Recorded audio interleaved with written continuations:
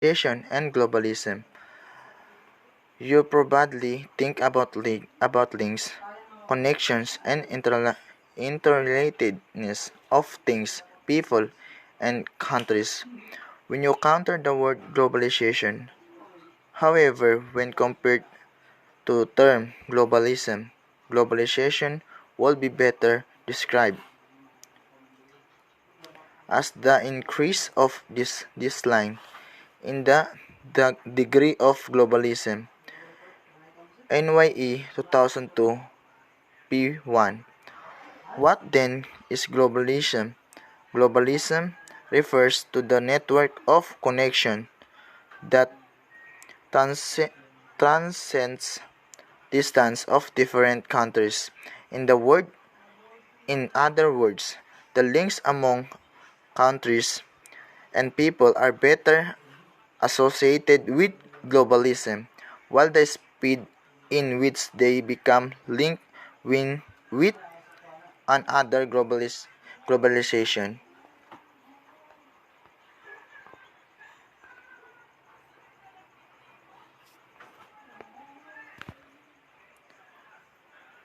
If we are to make a stark contrast between globalism and globalization, by the saying that globalization means connectedness, while globalism is not, it will lead to confuse that the present is the only time in which people got connected, while in the past they were not. But even before the industrial revolution, the world was already connected through the conquest of different empires such as those of the Romans. Many parts of the world become under one rule today. However, the contemporary world is characterized by being connected through the internet, modern transportation, and advanced communication technologies. This is to say, therefore, the societies in the world have always been connected. What makes the contemporary world different from the past is the type and speed of connection the people and societies experience. We can also different globalisms and globalization in terms of its thickness. NYE 2002. Globalism is then as it becomes thicker globalization happens. This means that being able to connect countries, the world through a more dynamic and faster way. Why is globalization? Let us take global trade as an example.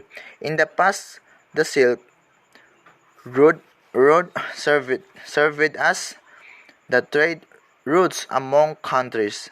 Products, even illegal ones, we exchange among traders and customers. In addition, cultural introduction among people were made through their trades. However, they were felt by a relatively small group of people, most especially those who were actually on road and did the trades. The calm connection were not intense nor strict and contrast to the contemporary world. Globalism becomes in increasingly shrink. NYE 2002 P1. This this is where globalization comes in. If you look at global trade today, it has reached a greater number of people around the world. For example, less spelling products are not solely done through physical transaction but can be done online as well. This allows one who has access to computers and the World Wide Web to be connected with millions of people around the world. Aside from the number of people, the speed was also affected by transition from thin globalism to true globalization. In the past, if you were a European trader talking the Silk Road going to China, it would take your days or weeks to sell your products. But today, if would only take a few seconds or minutes to sell, buy, and exchange products and service with other people, even they are thousand miles away from you. A correct example of this is the change in the price of oil, which can happen overnight depending on its price in the world market. Throughout globalism and globalization are often understood in terms of the economy. NYE 2002 give for distinct dimensions of globalism: economic, military, environmental, and social. P2, like economic globalism, there other dimension also become trickier and faster. A globalization in, intensifies intensifies the enormous speed of potential conflict and threat of nuclear war is an example of military globalism.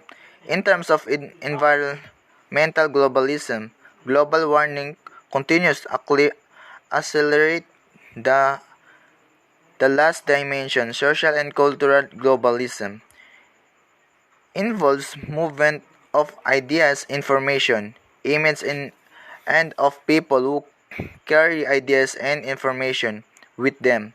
NYE 2002 P2.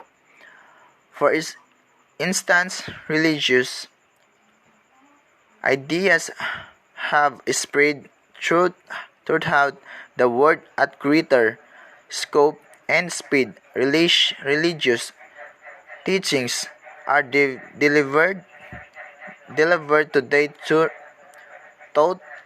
the mass media, such as television, radio, and the internet. Unlike before, religious leaders had to walk by foot and had to deliver their message in a face-to-face manner. With the advent of modern mass communication, computers, and social network